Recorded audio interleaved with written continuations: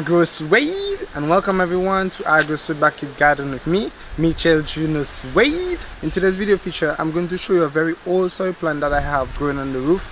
It's been there for almost a whole year now, and it's doing sort of good, sort of bad, and there's a reason why it's doing good and there's a reason why it's doing bad. The sorrel I'm about to show you actually is growing in pure river sand, as I did with the pepper.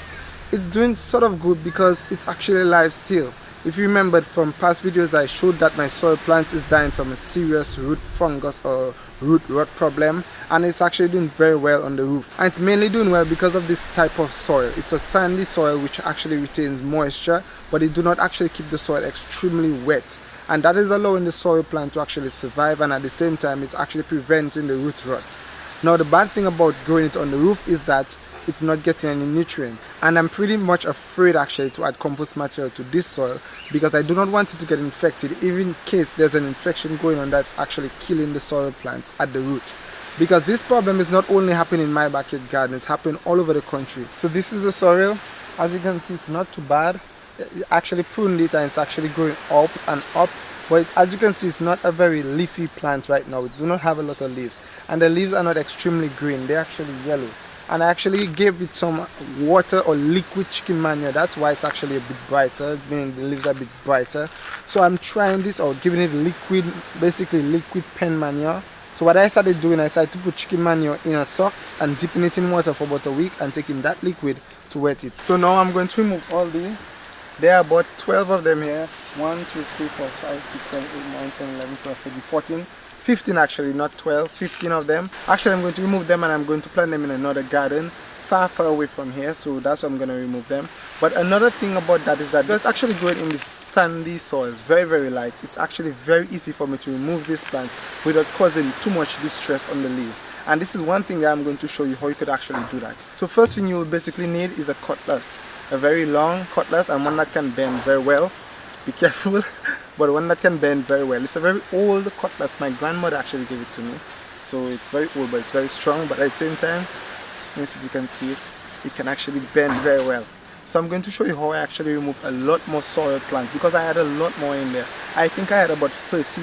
I had 10, 10, 10, 30 of them. Now they were not doing too well because this one was dominating the soil, so it was really taking up all the moisture and nutrients. So hopefully when I remove these ones, it will actually do good enough. Hopefully if it produce, I will feature it in a video. So let me just remove this for you to see how you could actually practice doing that simply by using your cutlass to actually reduce the stress or the distress on the sorrel leaves.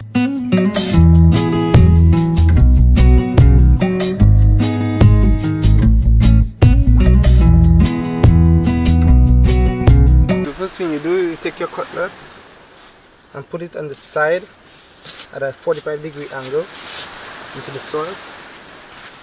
Then hold it to make a circle along the base of the sorrel or the plant.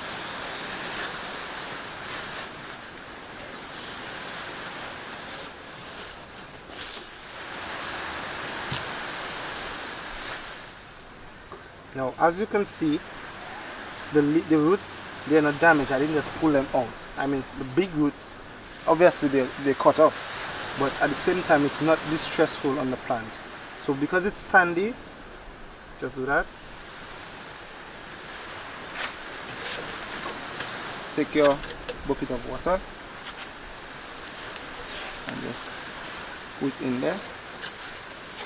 The plant won't know what happened. Okay guys, so I used the technique to uproot all the sorrel plants. I got 13, I believe, 13 of them. I only left 2. Yeah, I left 2 instead of 3. So I got 13 plants here, and now I'm going to transplant them right up in the heights. That's what we call it. It's a garden, but it's far away from the village. So that's how I'm going to transplant it. So I hope indeed that you were impressed with number 1, the huge soil plant growing on the roof, the very old 1-year-old soil plant growing on the roof. Secondly, I don't know if you've noticed there's a difference in the audio quality. Tell me what you think of it. I'm using a new microphone.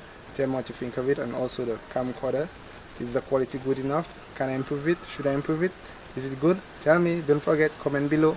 Once again, thank you very much for subscribing to YouTube channel. Thank you for liking our Facebook page, and thank you very much for following us on Instagram. And remember, a backyard garden in some ways will keep the doctors away. And AgroSuede is out.